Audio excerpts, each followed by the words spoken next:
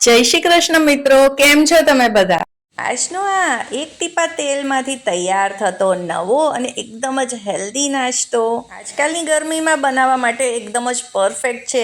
જ્યારે કોઈને પણ શાક રોટલી કે તળેલું ખાવાનું મન ન થતું હોય છતાં કંઈક ઇન્સ્ટન્ટ અને ટેસ્ટી ખાવું હોય તો આજની આ રેસિપી માટે આપણે 4 નંગ મીડિયમ સાઇઝના બાફેલા બટેટા લેવાના છે. બટેટાની છાલ કાઢી તેને એકદમ જ ઠંડા કરી પછી તેને મેશ કરી લેવાના છે. ગરમીમાં રસોડામાં ખૂબ જ ઓછા સમયમાં રહીને તૈયાર થતી અને ઘરમાં જ રહેલી વસ્તુઓથી બનતી ઘણી બધી રેસિપીઝ છે. સાથે જ સમર સ્પેશિયલ અઢળક રેસિપીઝ પણ જોવાનું બિલકુલ ન ભૂલતા. હવે આ મેશ કરેલા બટેટાને આપણે એક મિક્સિંગ બોલમાં કાઢી લઈશું, જેમાં આપણે આજનું આ મિક્સચર તૈયાર કરવાના છીએ. આમાં 2 નાના ટમેટાને ઝીણા કટ કરીને ઉમેર્યા છે. તેનો બીનો ભાગ અને પાણીનો ભાગ કાઢી નાખેલ છે. એક મીડિયમ સાઇઝની ડુંગળી પણ ઝીણી કાપીને એડ કરીશું. 1 ચમચી આખા ધાણા, 1 ચમચી સફેદ તલ ઉમેરીશું. આ બંને વસ્તુ જરૂરથી એડ કરજો. હવે મસાલામાં ધાણા જીરું પાવડર, થોડોક હળદર પાવડર અને લાલ મરચું પાવડર પણ ઉમેરીશું. નાસ્તાને થોડોક ચટપટો બનાવવા આમચૂર પાવડર એડ કરીશું. આની જગ્યાએ તમે ચાટ મસાલો પણ ઉમેરી શકો છો.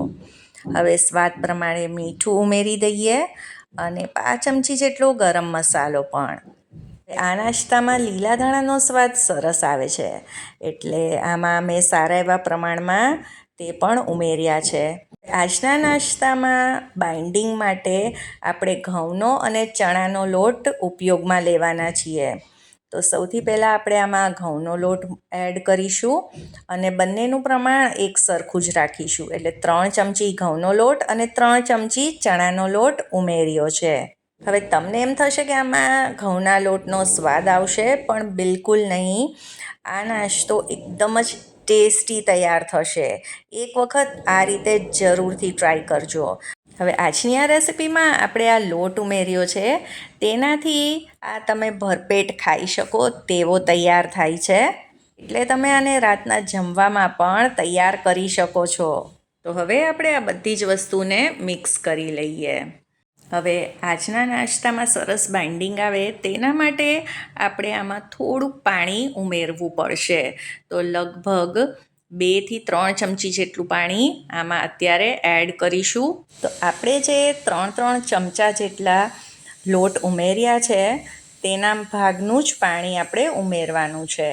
બાકી બટેટામાં પણ મોઇશ્ચર હોય જ છે. તો બસ હવે આ બધું મિક્સ થઈ ગયું છે અને આ રીતે આજનું આપણું આ મિક્સચર તૈયાર છે. તો તમે જોઈ શકો છો કે મેં લગભગ થોડુંક જ પાણી નાખ્યું છે, 20% જેટલું જ આ ગ્લાસમાંથી. હવે આપણે હાથને ધોઈ અને પછી હાથોને તેલથી ગ્રીસ કરી લઈશું અને પછી નાની સાઇઝના બોલ જેટલો ભાગ લઈ લઈશું અને તેમાંથી આપણે એક ગોળો વાળી તેને આ રીતે ફ્લેટ કરી ટિક્કીનો શેપ આપી દઈશું. તો અત્યારે તો હું આમાંથી લંબગોળ એટલે કે ઓવલ શેપનો આ બધો જ નાસ્તો તૈયાર કરી રહી છું. તમારે બીજો કોઈ પણ શેપ આપવો હોય તો આપી શકો છો, પણ ખાલી એ વાતનું ધ્યાન રાખવાનું કે આને બહુ જાડા નથી રાખવાના, જેથી કરીને આપણે અંદર લોટ ઉમેર્યો છે તો અંદરથી કાચા ન રહે. તો આપણે સૌથી પહેલાં આ બધા જ આ રીતે નાસ્તાને તૈયાર કરી લઈશું અને પેન કે તવાને ગેસ ઉપર મૂકી તેને થોડુંક ગરમ કરી અને તેલથી ગ્રીસ કરી લઈશું.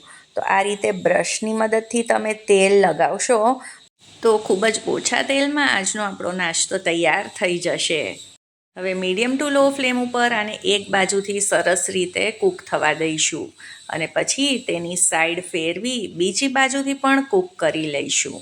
તો જો અત્યારે તમારે અહીંયા તેલ લગાવવું હોય તો બીજી બાજુ પણ તમે તેલ બ્રશ કરી શકો છો, અથવા તો તેના વગર પણ આ એટલો જ ટેસ્ટી તૈયાર થાય છે.